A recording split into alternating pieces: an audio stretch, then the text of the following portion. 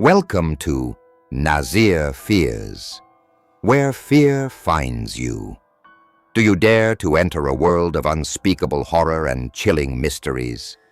If you love creepy true stories, urban legends, haunted places, and terrifying experiences, you're in the right place. What we offer: spine-chilling horror stories, dark and mysterious urban legends, real-life encounters with the supernatural, psychological horror and unexplained mysteries, new nightmares. Every daily upload a new video only for you. Subscribe if you dare. Hit that subscribe button and turn on notifications. You never know what's lurking in the dark.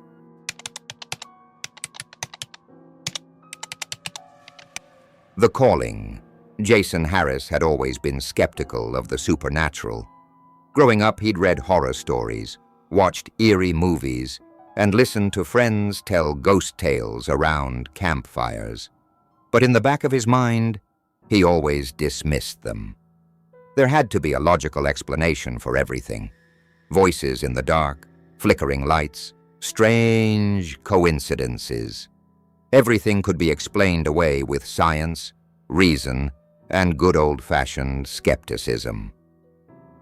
That was until he moved into the old house on Elm Street. The house had been empty for years, the yard overgrown, the window dark. Jason had inherited it from a distant relative, a great-aunt he hardly remembered. He wasn't sure why she left him the house, but the thought of having a place of his own, away from the hustle of city life, appealed to him. He could fix it up, make it his own. But the house had a history, one Jason would soon learn had been buried deep in the past. From the moment Jason stepped inside, he felt a strange pull. The air was thick, almost stale, as though the house had been holding its breath for years, waiting for him to arrive. The floors creaked underfoot. The walls seemed to whisper faintly when the wind blew. But Jason was too practical to believe in such things. He shrugged it off as the old house settling, a few minor quirks of age and neglect. It wasn't until the third night that things began to get strange. He was lying in bed, the moonlight casting long shadows across the room, when he heard it. A soft, melodic sound. At first, he thought it was the wind, but the sound was too rhythmic, too consistent. It was a song, faint but clear, coming from somewhere deep within the house. Jason sat up, his heart racing. The sound seemed to be coming from the basement, echoing through the walls, almost as if someone was playing a piano. But there was no piano in the house. No one was downstairs. He was alone. Curious and uneasy, he got out of bed and crept downstairs. The air grew colder as he descended into the basement, the eerie music growing louder with each step. The basement door was ajar, the dim light from the hallway casting long, distorted shadows on the walls. Jason stepped inside, his breath visible in the freezing air. The basement was empty, except for old boxes, furniture draped in dusty sheets, and stacks of forgotten belongings. But the music, it was coming from the far corner. And there, sitting in the darkness, was an old piano. Jason's breath caught in his throat. He had never noticed the piano before. How had it gotten there? It looked ancient, covered in dust, its ivory keys yellowed with age. But someone was playing it. The music stopped abruptly as Jason stepped closer. The room fell silent, the oppressive quiet filling his ears. He reached out for the piano, his fingers brushing the cold surface. But as soon as he touched it, the room grew colder still. A chill ran down his spine, and he could feel it. A presence, watching him.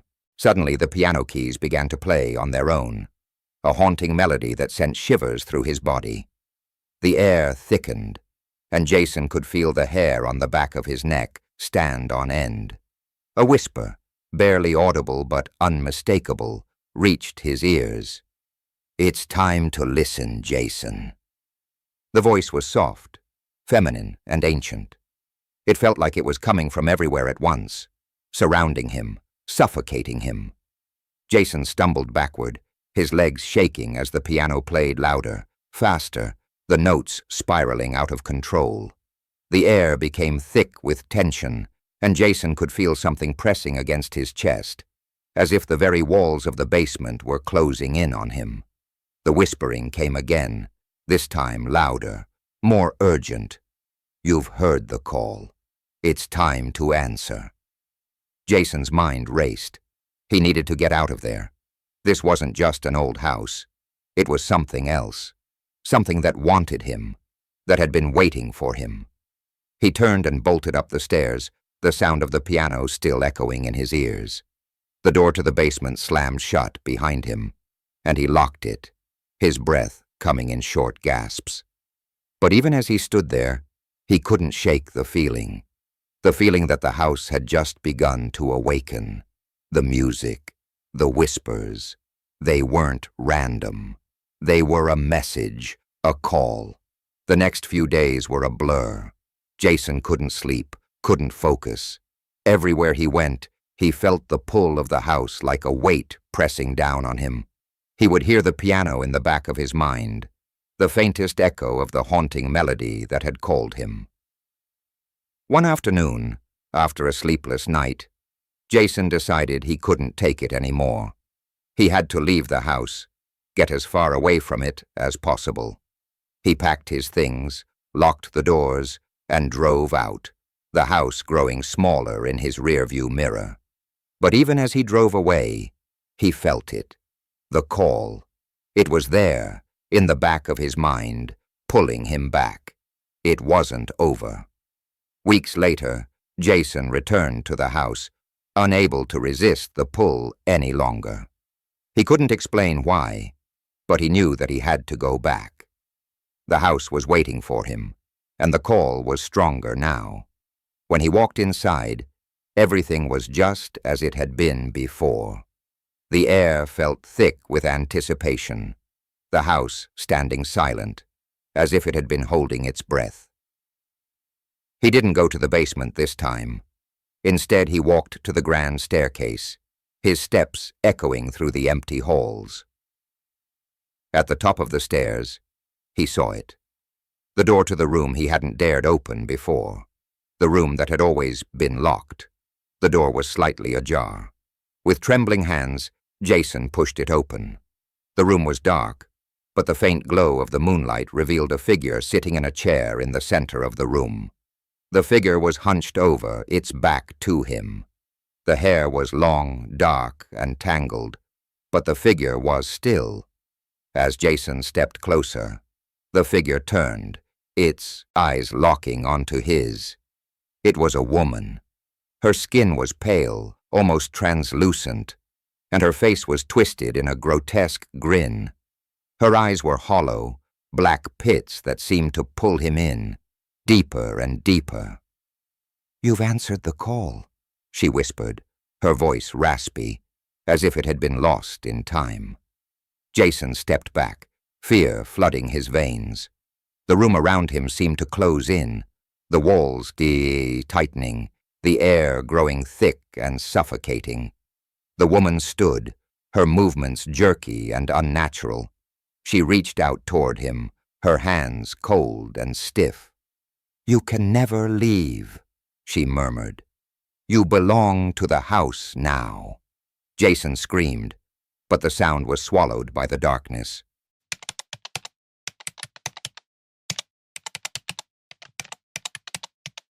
The light in the woods. Chloe Miller had always been drawn to the woods.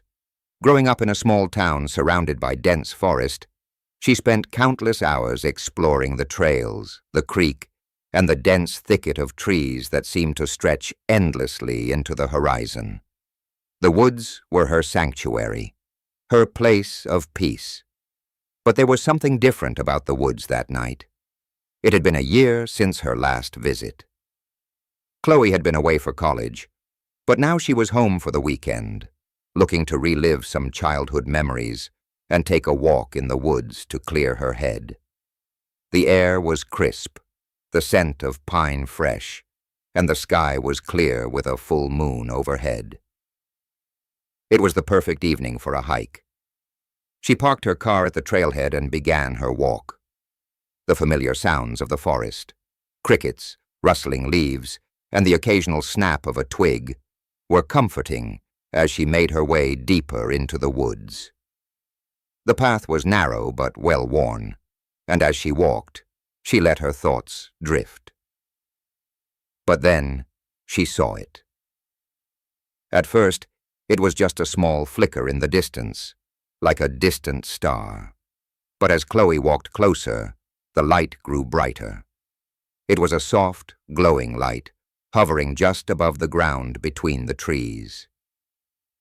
It wasn't the harsh light of a flashlight or a lantern. It was an ethereal, almost gentle glow, like moonlight reflecting off a surface, but it wasn't coming from the sky.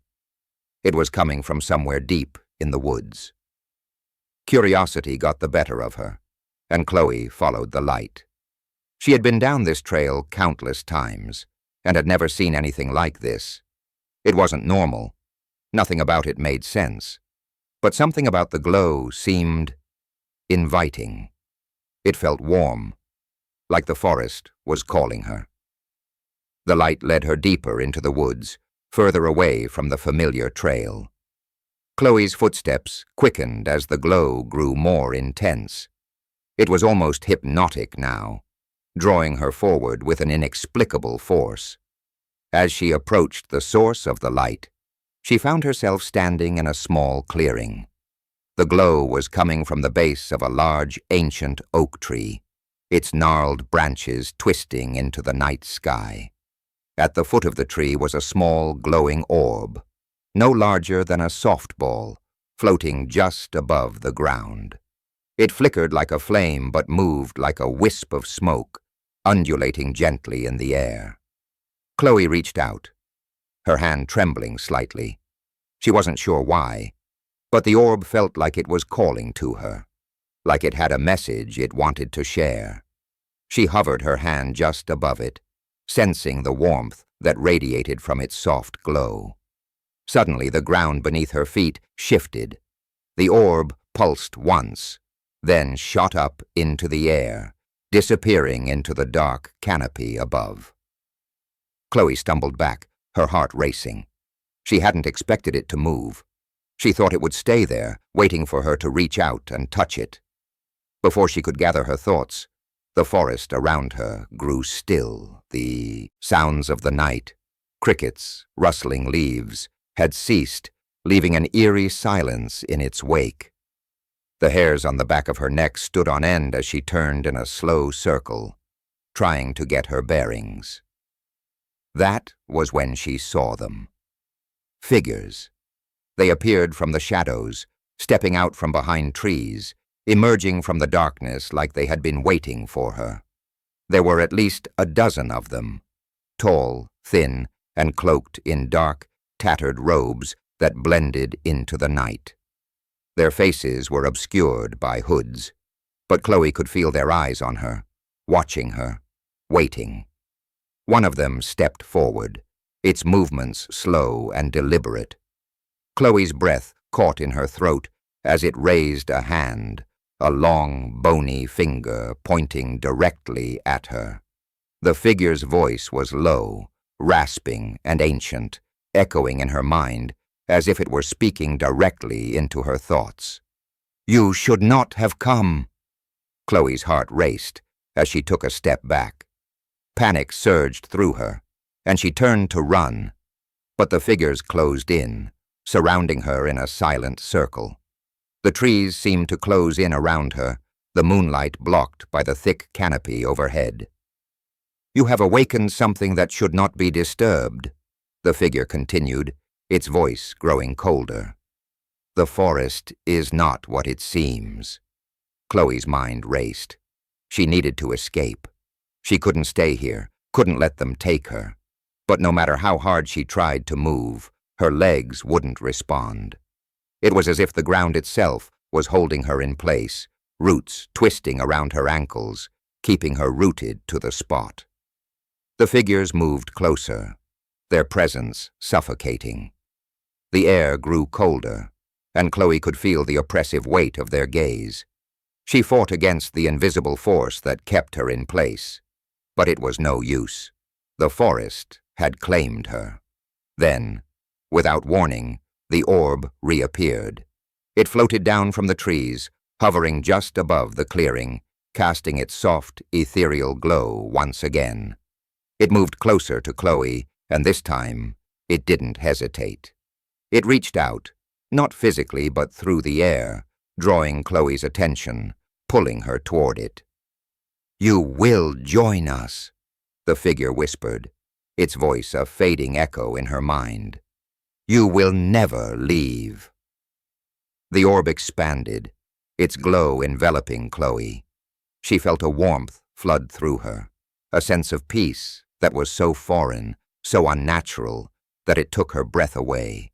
It was as if the forest itself had swallowed her whole, and there was no escape. Chloe's vision blurred. The last thing she saw before everything faded into white was the hooded figure smiling, its face hidden in shadow, but its eyes glowing with a deep, knowing light. The next morning, the forest was silent once again. The trail was empty, and no trace of Chloe could be found. But if you listen closely enough, on certain nights, when the air is still and the moon is full, you might hear it, the faintest sound, like a whisper in the trees, a call that never ends. The Forgotten Village. Max Sullivan had always been the type to seek out adventure. As a travel blogger, he was constantly on the move, exploring hidden gems and venturing off the beaten path to uncover the secrets of the world. One afternoon, while sifting through maps and old folklore books, Max stumbled upon a reference to a village hidden deep in the mountains, a place that had been abandoned for over a century. The village had no name on modern maps and was shrouded in mystery. Some said it was cursed. Others claimed it had been forgotten by time itself. Intrigued by the stories, Max decided to find it. The adventure, the mystery, the idea of uncovering something lost to history, all of it pulled him in like a magnet. He packed his gear, grabbed his camera, and set off toward the mountains, excited by the prospect of discovering the unknown. The journey was difficult. The roads were narrow and winding, and the weather unpredictable. But after 2 days of trekking through dense forests and craggy hills, Max finally reached the clearing where the village was said to lie.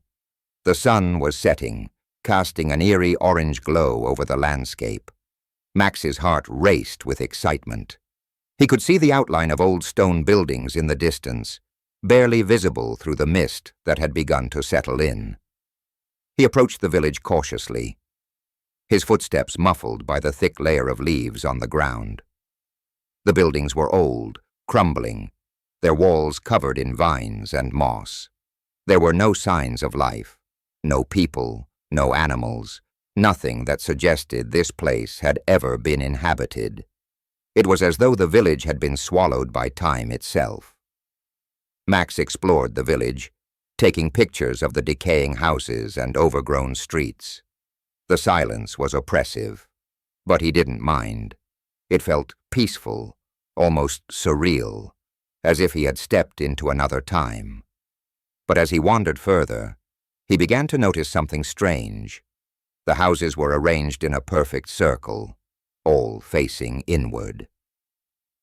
At the center of the village stood a large stone structure, its purpose unclear, perhaps a temple or a meeting hall. The structure was larger than the others, its stones worn smooth by centuries of wind and rain. Max's curiosity deepened. He moved closer to the stone building, feeling an odd pull toward it. As he entered the structure, he found that the walls were lined with faded carvings, symbols that he couldn't decipher. The air inside was thick, cold, and heavy, with the scent of old wood and stone. In the center of the room was an altar, and on the altar there was something that caught his eye, a small, intricately carved box, barely visible under a layer of dust. Without thinking, Max reached for the box. The moment his fingers brushed against it, a low, almost inaudible hum filled the air. He pulled his hand back quickly, startled, but the hum continued, growing louder. The walls seemed to vibrate, and Max's heart began to ray. He was about to put the box down when the sound abruptly stopped. The silence returned, but it was different now, tense, thick with anticipation. Max didn't know what came over him, but he couldn't resist. He opened the box. Inside was a small, weathered piece of paper, folded neatly. He unfolded it, his hands trembling as he read the words, scrawled in faded ink. "They will find you. You cannot leave." Max's blood ran cold. The village felt different now, as if something had been awakened. His instincts screamed at him to leave, but a part of him was still intrigued. The paper seemed too old to be a modern prank, and the message itself sent a chill through him. He couldn't just walk away without understanding what had happened here. Suddenly the air grew colder, and the ground beneath Max's feet seemed to shift.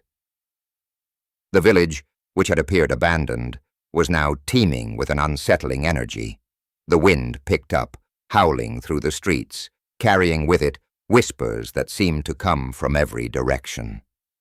Max rushed back outside, his mind racing. But when he reached the village square, he froze. The village wasn't empty anymore. Figures moved in the shadows, dark, indistinct shapes, their forms blending with the mist. They didn't walk like people. They glided, their movements fluid, unnatural. Max felt his throat tighten as he realized that they were coming closer. A voice broke through the wind, a voice that didn't belong to any human. It was ancient, almost like a chant, and it echoed through the village, reverberating in his mind. "You are here. You will stay." Max turned, his heart pounding, and ran. He didn't look back, but he could hear them, feel them following him. The mist seemed to thicken, swallowing the path ahead. His breath came in sharp gasps as he ran toward the edge of the village, but no matter how fast he ran, the figures stayed just behind him. The trees closed in around him, their branches twisting and reaching out like hands, as if trying to keep him trapped. He finally stumbled upon the edge of the village, but the path he had taken to arrive here was gone. The woods had swallowed it whole. There was no way out. In a panic, Max grabbed his phone and tried to call for help. But the screen was blank. No signal, no connection. He was alone and there was no escape. As the figures closed in on him, their forms becoming more distinct, pale, hollow faces with empty eyes, Max felt an overwhelming sense of dread. The whispers grew louder, and he could hear the words clearly now. "You are ours now." The ground beneath him gave way, and he fell, plunging into darkness. The staring eyes. Leo Patterson had always been fascinated by the unknown. Growing up, he devoured books on mysteries, conspiracies, and the paranormal. He loved to explore abandoned places, to seek out the forgotten corners of the world where most people never ventured. So when he stumbled upon an old mansion on the outskirts of town, a place that had been abandoned for decades, Leo couldn't resist. The rumors about the house were endless. Some said it was haunted, others claimed it had once been the site of strange experiments. No one knew for sure, but the mystery of it called to him, and Leo was determined to uncover its secrets. The house was as decrepit as the stories had promised. Crumbling walls, broken windows, and a gate so rusted it barely creaked open when Leo pushed it. But despite its dilapidated condition, there was something imposing about the house, something that made Leo's skin prickle with anticipation. The mansion stood tall and silent, as though it were waiting for him to enter. With his camera in hand and a flashlight in the other, Leo stepped inside. The air was thick with dust, and the floorboards groaned beneath his weight. He moved cautiously through the house, his footsteps echoing through the empty halls. The walls were lined with faded portraits of long-gone families, their eyes seeming to follow his every movement. Leo shrugged it off, adjusting his camera, and continued on, determined to explore every inch of the place. As he ventured deeper into the house, the atmosphere grew heavier. It wasn't just the oppressive silence, it was something more. There was a sense of being watched, of eyes lurking in the corners of the room, hidden just out of sight.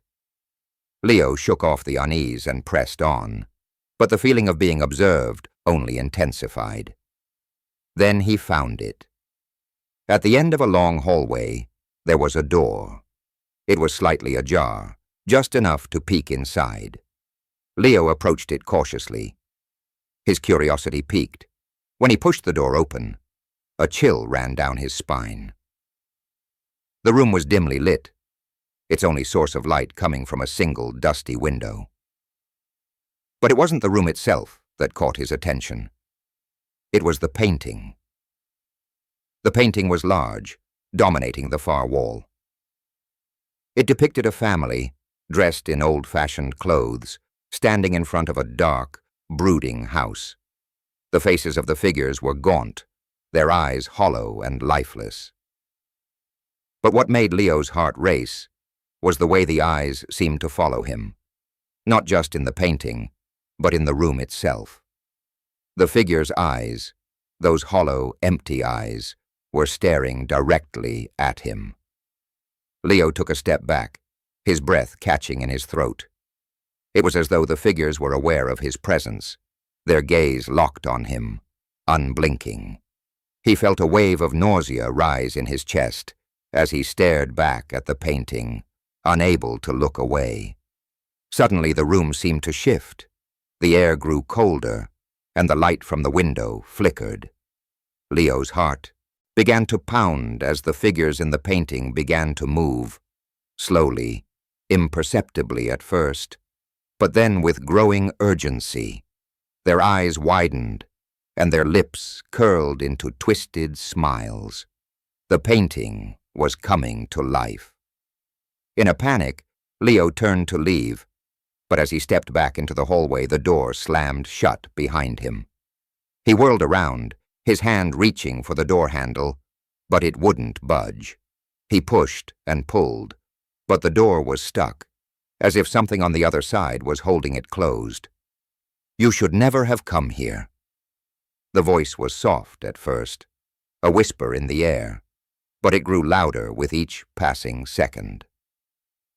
Leo spun around, his flashlight scanning the dark hallway, but there was no one there.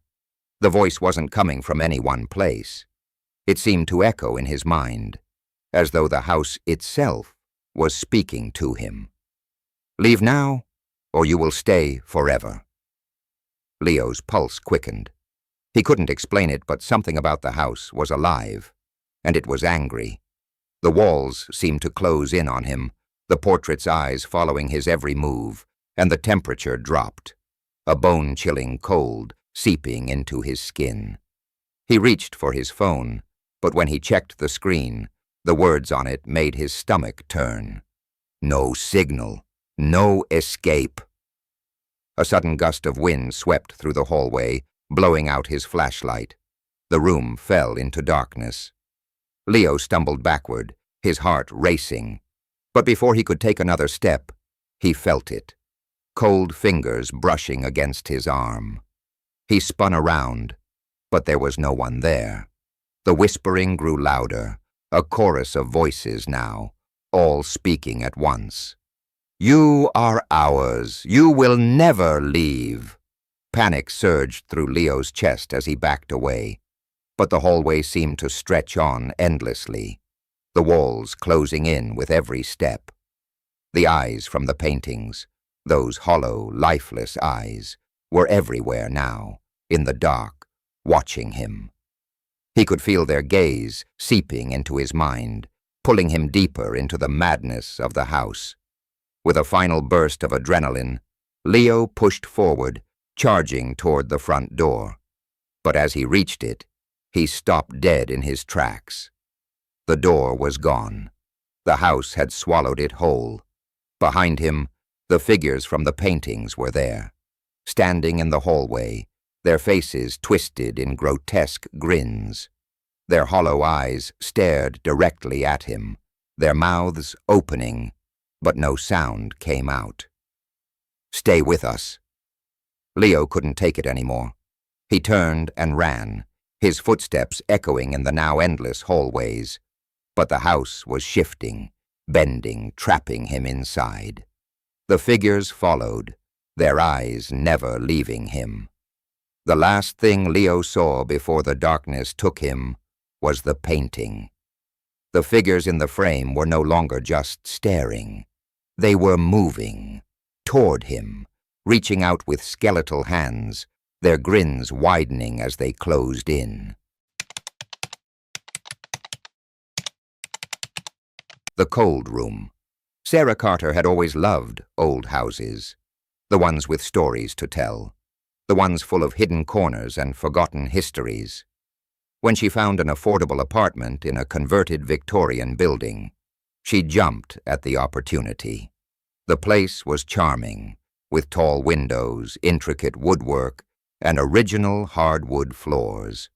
It felt like the kind of place that could wrap you in a warm embrace, until she moved in.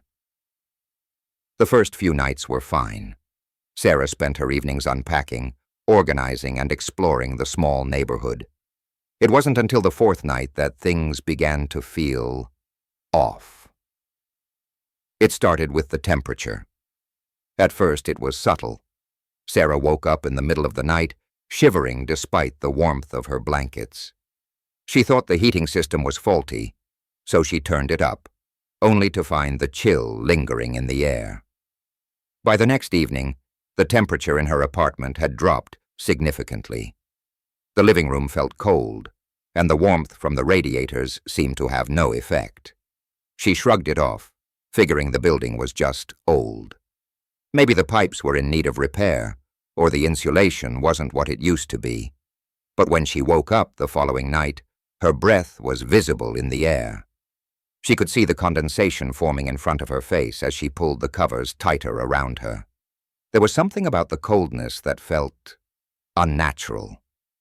The apartment had always been drafty, but this was different. The chill seemed to come from nowhere, seeping into her bones like something alive. Her thoughts turned to the building's history. The Victorian era was full of strange tales, and as she pulled on a sweater, she couldn't shake the feeling that something was watching her from the darkness. The next day, Sarah decided to investigate. She explored the apartment more thoroughly than she had before, checking for any leaks or drafty areas. But as she passed the hallway leading to her bedroom, she noticed something strange. At the far end of the hall, behind a door she rarely opened, was a small room. The door was slightly ajar, the faintest sliver of darkness showing through. It wasn't on the apartment's original floor plan, and she couldn't remember ever seeing it before. Curiosity got the best of her. She approached the door slowly, the air growing colder the closer she got. It was as though the room beyond was exhaling frost into the hallway. She pushed the door open. The room was small, barely large enough to fit a chair, and it was freezing cold. Sarah could see her breath in the air, and the temperature was noticeably lower than the rest of the apartment. There was nothing in the room, no furniture, no light fixtures, nothing except a thin layer of dust on the floor. But the walls The walls were lined with strange, faded markings. Sarah squatted down to examine them. They looked like scratches, long and deliberate, carved into the wood. Some were shallow, barely visible, while others were deep, as though something had raked its nails across the surface for years. Her pulse quickened. She stood up, her feet cold against the floor, and took a step back toward the door. But that was when she heard it. A faint sound. A whisper, barely audible, coming from the far corner of the room. "Get out!" Sarah's heart stopped. She spun around, her breath catching in her throat. But there was no one there. No one in the room. No one in the hallway. The air was thick with silence. The whisper had been clear, and it had come from the room itself. She backed out of the room quickly, the cold seeping deeper into her skin. As she shut the door behind her, she felt a sudden pressure in her chest, a weight she couldn't explain. That night, the temperature dropped even further. The entire apartment felt like a frozen tomb. Sarah wrapped herself in blankets, trying to ignore the chill that had settled into her bones. But then, as the clock struck midnight, she heard something again. Footsteps. Slow, heavy footsteps coming from the hallway outside her room. Her heart raced as she lay still, her breath shallow. The footsteps grew louder, coming closer to her door. She held her breath, afraid to move, to make a sound. The footsteps stopped, and then the door to her bedroom slowly creaked open. Sarah froze, her blood running cold. There was no way it was the wind. This was different. The door wasn't opening on its own, not from the force of a draft or the house settling. Someone was opening it. Someone was standing there, in the dark, waiting. She sat up slowly, her eyes straining to see in the darkness. But there was no one there. The door was open a few inches, the room silent once more. But the cold, it was unbearable now. It pressed in on her, suffocating her. She grabbed her phone and texted a friend, asking if they could come over. She didn't care how late it was anymore. She needed someone else to be there. As she sent the message, she glanced at the door again. This time the faintest shape stood in the doorway. A figure, barely visible, standing perfectly still. "Leave!" The whisper came again, louder this time. Terrified, Sarah grabbed her keys and bolted out of bed, running toward the door. But just as she reached for the knob, the lights flickered. The room grew even colder, if that was possible, and the whispering voices grew louder, now coming from every corner of the room. "You belong here!" With shaking hands, Sarah yanked the door open and ran out of the apartment, the cold following her every step. She didn't stop until she reached the street, the air outside warm in contrast to the frost that clung to her skin. When she returned the next day with her landlord, the room was gone. The door was locked, the hallway as quiet as it had been before. The temperature in the apartment was normal, the air warm and dry. But Sarah knew the truth. The room, and whatever was, none of it hadn't gone anywhere, and one day it would come for her. The Faceless Ones. Ethan Davis had always found comfort in the ordinary.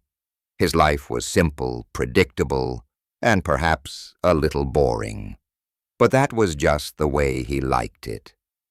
He worked a 9-to-5 job at a small office, spent his weekends watching movies, and rarely ventured outside of his comfort zone.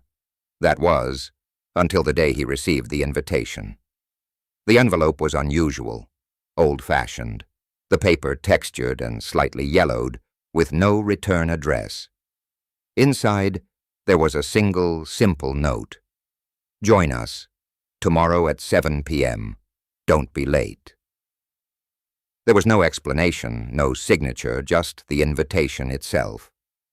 Ethan's curiosity got the better of him, and after a few days of hesitation, he decided to go. After all, it wasn't every day that someone invited him to something mysterious. It could be fun, right? He arrived at the location the next evening, a rundown building at the edge of town. The street was eerily quiet, the windows of the building dark. Despite the chilling atmosphere, Ethan felt compelled to go inside. He pushed open the door, which creaked loudly, and stepped into the dimly lit lobby. A woman stood behind a desk, her face obscured by a thick veil. She looked up as he entered, her eyes hidden beneath the fabric, and gestured for him to follow her. She led him down a narrow corridor and into a large room, where a group of people sat in a circle.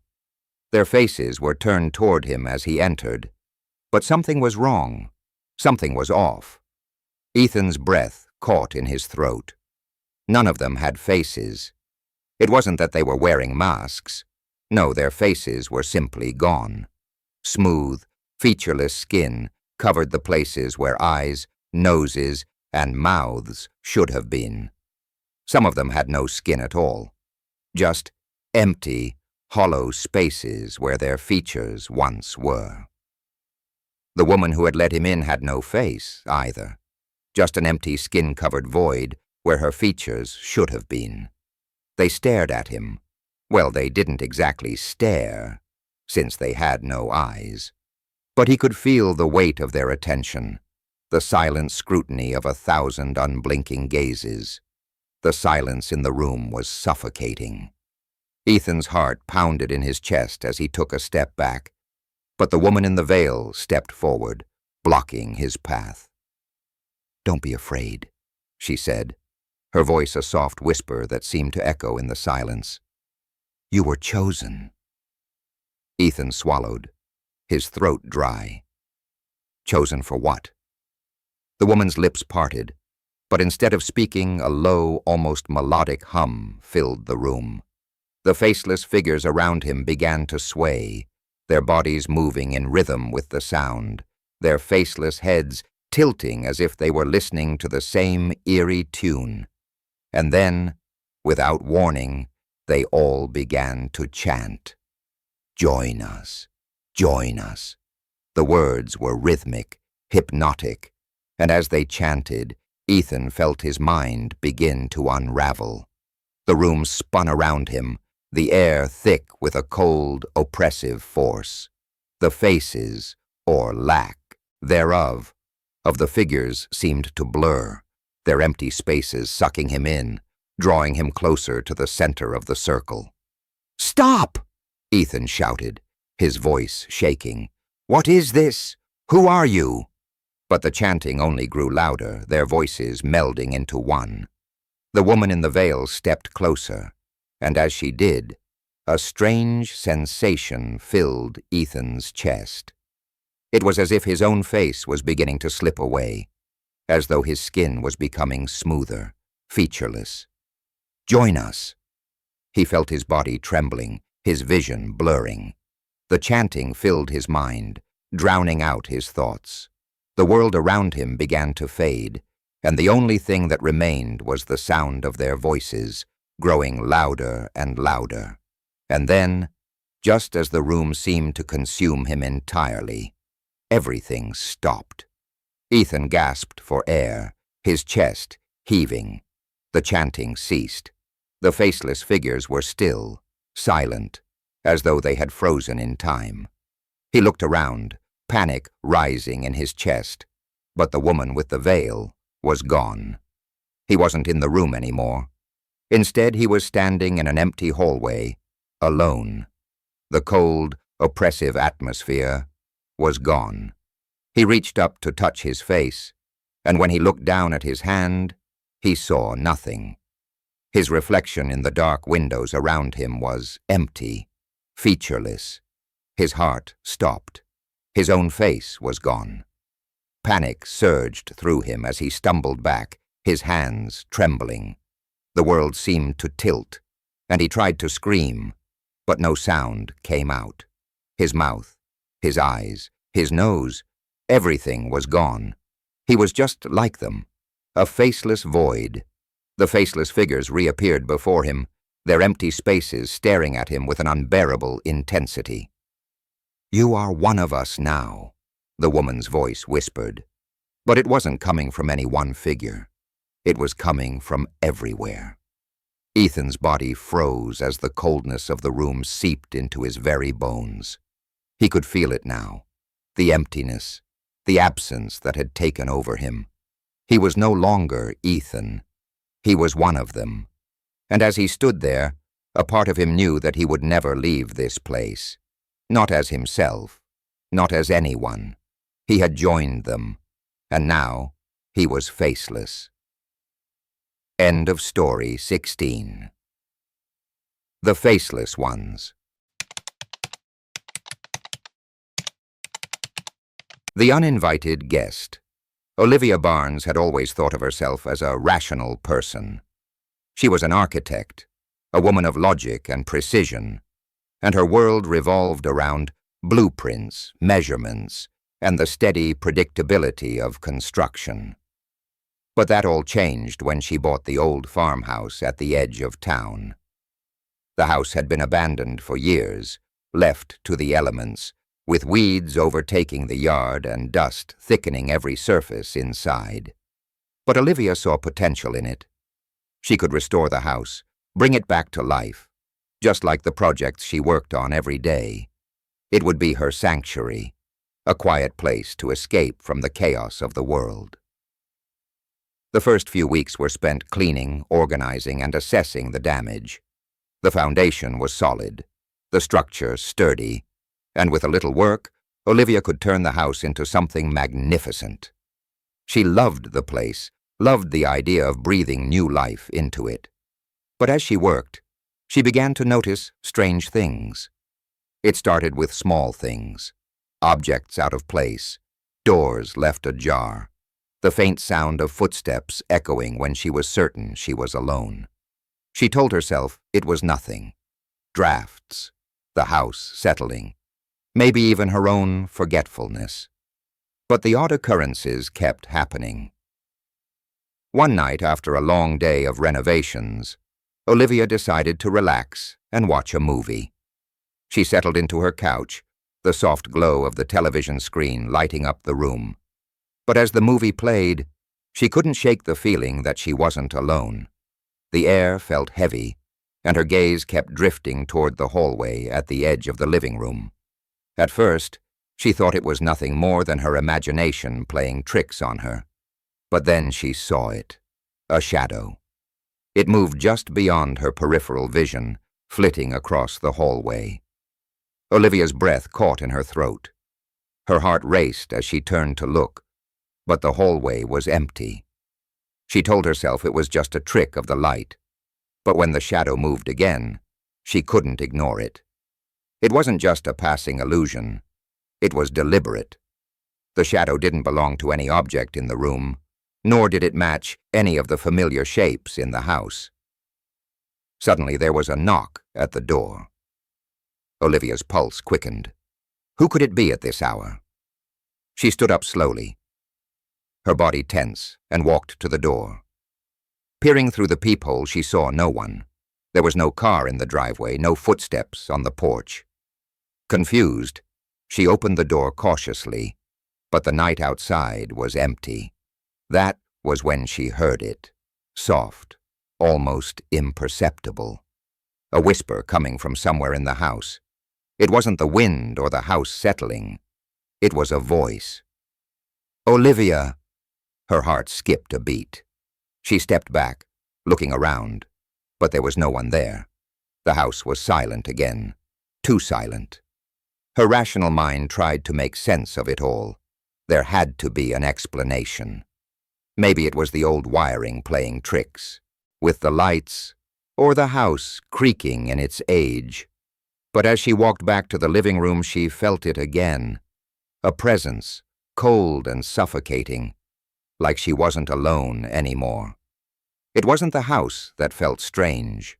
It was her, as if she had somehow become a guest in her own home. The whisper came again, louder this time. "I'm here, Olivia." Her breath caught in her throat. She turned to face the hallway, her eyes scanning the darkness, but there was no one there. The only sound was her own heartbeat, thumping in her chest like a drum. The cold presence in the house intensified, wrapping around her like a thick fog. Then she saw it, standing in the doorway at the end of the hallway, a figure.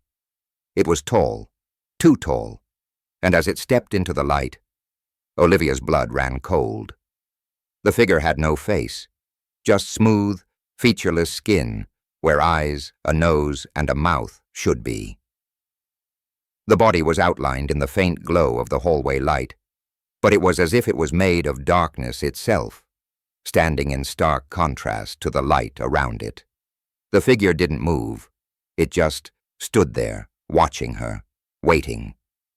"Why are you here?" the voice whispered again, now unmistakably coming from the figure itself. Olivia froze. Her mind screamed at her to run, but her body wouldn't respond. She was paralyzed, her feet glued to the floor as the figure slowly advanced, its silent footsteps echoing in the empty house. "You don't belong here." The words were chilling, dripping with a dark intent, but Olivia couldn't tear her eyes away.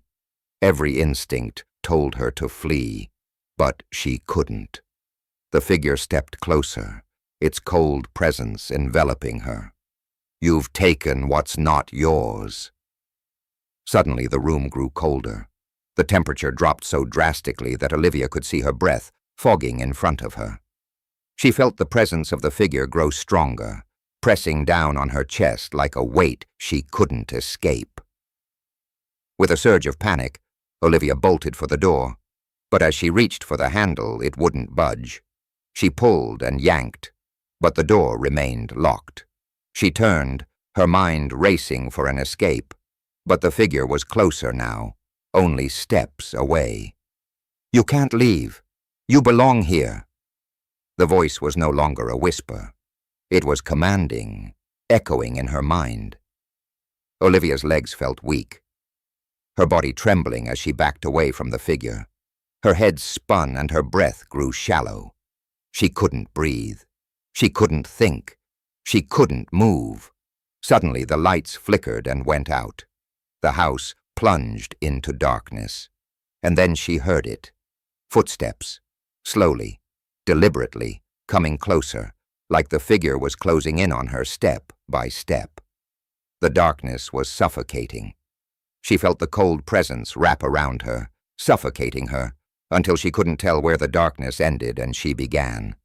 A breath, cold and damp, brushed against her ear. "You will never leave."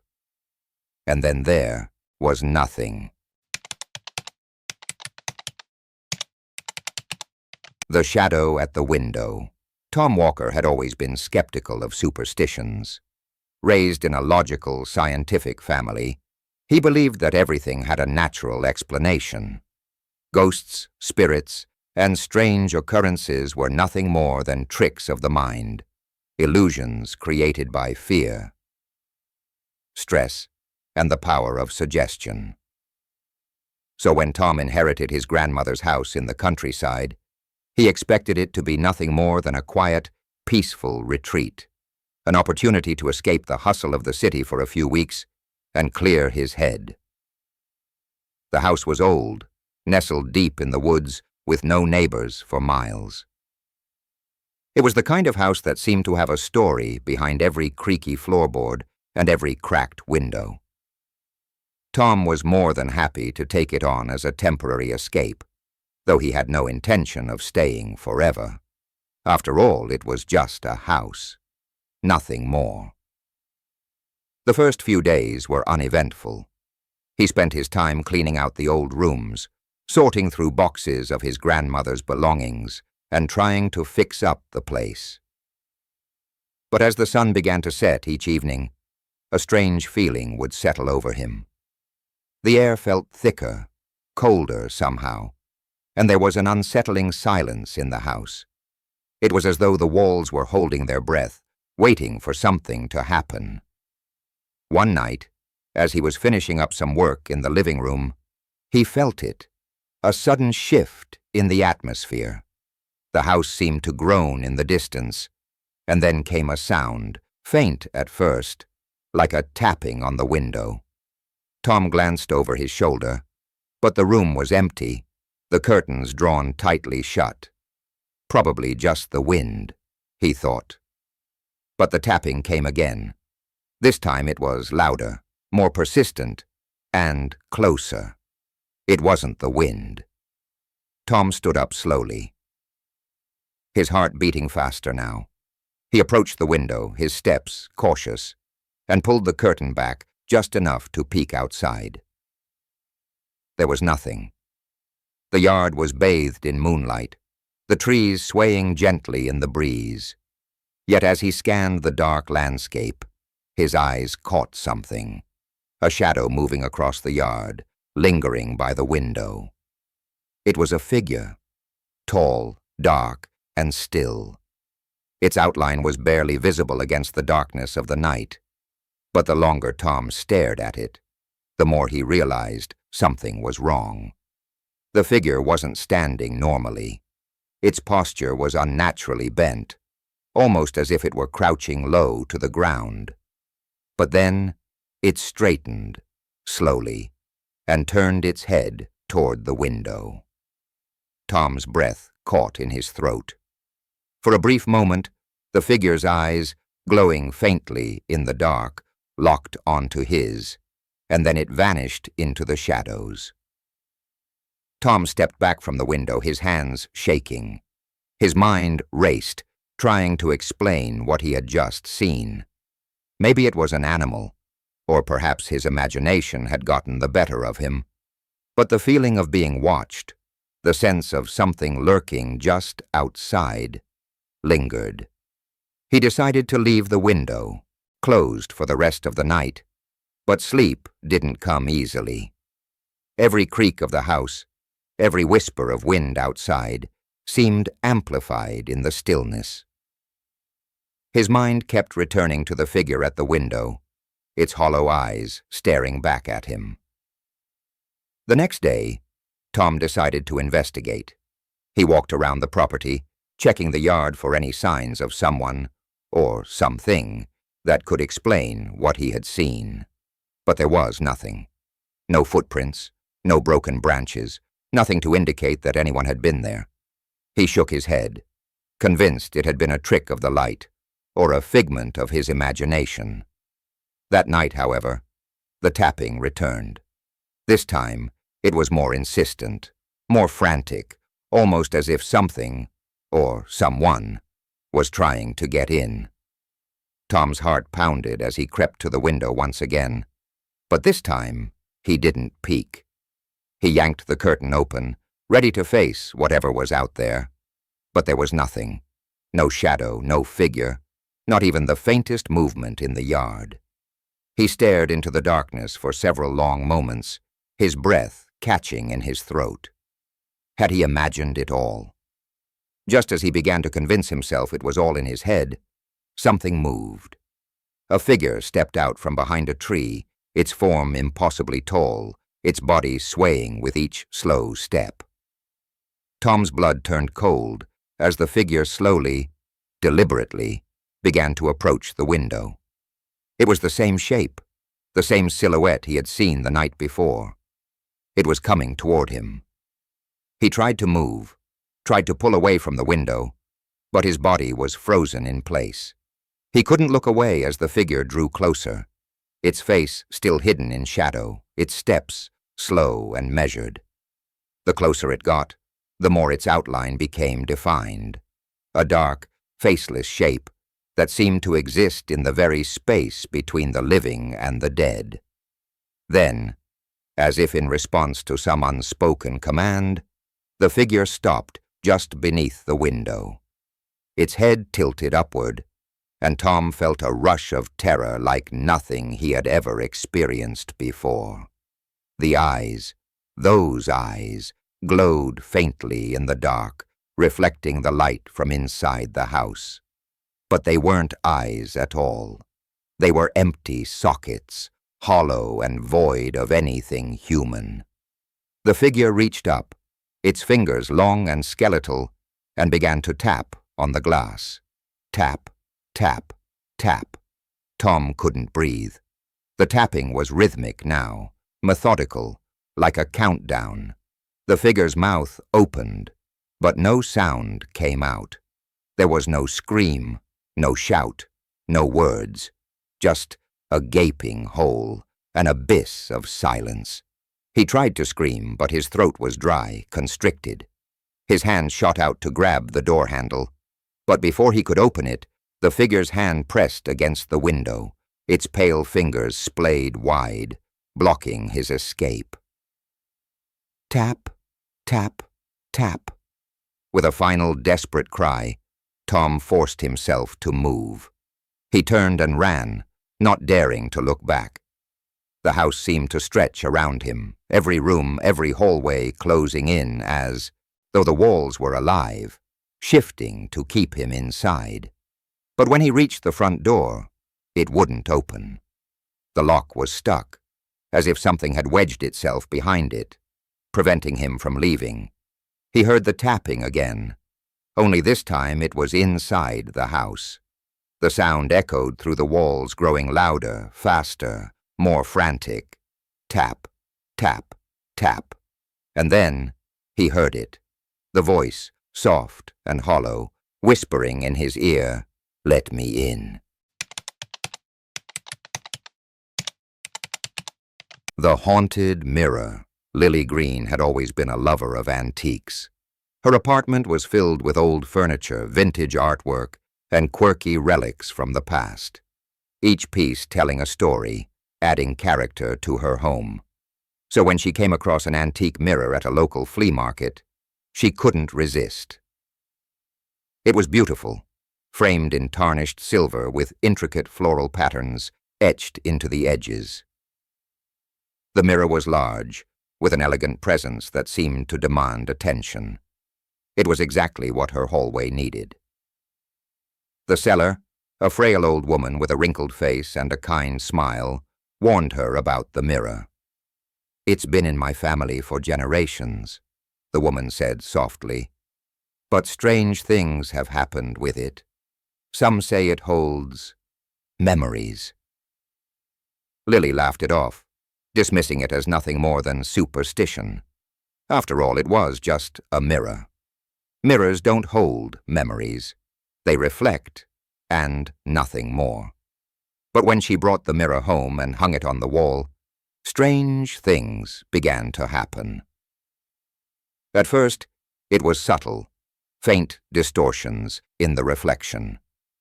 Lily would catch glimpses of shadows moving in the mirror, figures standing behind her that were never there when she turned around. But when she looked again, the reflection was perfectly normal. It didn't take long before the feelings of unease began to intensify. The air around the mirror seemed colder, and at night she could hear faint whispers, soft and distant, like someone was talking just beyond her hearing. Every time she glanced at the mirror, it felt like something was watching her. The reflections in it didn't seem quite right. They seemed to move independently, shifty slightly when she wasn't paying attention. Lily tried to ignore it at first, but after a week, she could no longer shake the feeling that the mirror was alive. One evening, after a particularly long day at work, Lily sat down on her couch, staring at the mirror across the room. It was then that she noticed something she hadn't before. The reflection was different. In the glass, she saw herself standing perfectly still, her back turned to the room.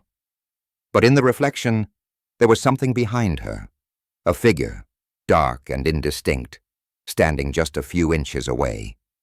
Lily's heart pounded as she jumped to her feet, spinning around, but there was nothing there.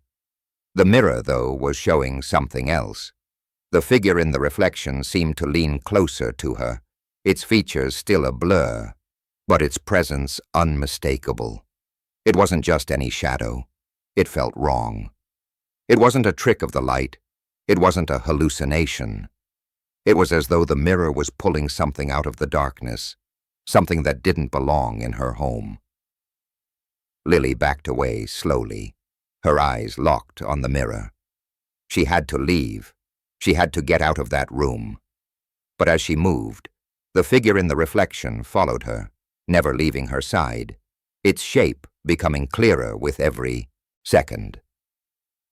The figure reached out, its hand coming toward her in the reflection, but Lily could see no hand in the real room. She stumbled backward, her breath quickening, and the reflection in the mirror seemed to smile. "You've seen us now," the whisper came, low and chilling, and Lily's blood ran cold. "You can't leave." With a surge of terror, she ran from the room, her feet pounding the floor as she fled down the hall and out the door, the whispers echoing in her mind. For days after that, Lily couldn't shake the image of the mirror, of the figure that had been trapped inside it. She tried to forget about it, but no matter where she went, she felt its presence lurking just behind her, watching her every move. Then one night, she decided to return. She couldn't leave it like this. She had to confront whatever was in that mirror, or it would haunt her forever. When she entered the room, the mirror was still hanging on the wall, but the air felt thick, suffocating. Her eyes locked on her reflection. But this time, something was different. There was no figure behind her. There was only darkness. And in the reflection, Lily's own face seemed wrong. It was distorted, stretched unnaturally, its eyes wide with terror. As she reached out to touch the glass, the reflection smiled, a wide, malevolent grin that spread across her face, its teeth sharp and jagged. "You shouldn't have come back," the whisper echoed, louder this time, as if coming from inside the mirror itself. "Now you're ours." Lily's hand was frozen against the glass. She tried to pull away, but something held her there, something pulling her toward the mirror, toward the darkness beyond the glass. Suddenly, her reflection began to move on its own. It twisted and contorted, its eyes bulging as it reached for her, its fingers stretching out toward her in a grotesque imitation of her own movements. The mirror cracked. The reflection's grin widened, and Lily felt her body jerk forward as though the mirror was pulling her inside, dragging her toward it. With a scream, she ripped herself free and ran from the room. But she wasn't alone anymore. In every reflective surface she passed, the windows, the glass in the hallway, the polished wood of the furniture, she could see them, the faceless figures standing just behind her, watching her. Their smiles were the same as the one in the mirror. "You are ours now," they whispered, their voices blending into one unified, suffocating chorus. Lily tried to escape, but no matter where she went, the reflections followed. She couldn't outrun them. The mirror had taken her, and now they were everywhere. And as the dark figures surrounded her, she knew she had become one of them, a part of the reflection, trapped forever in the glass.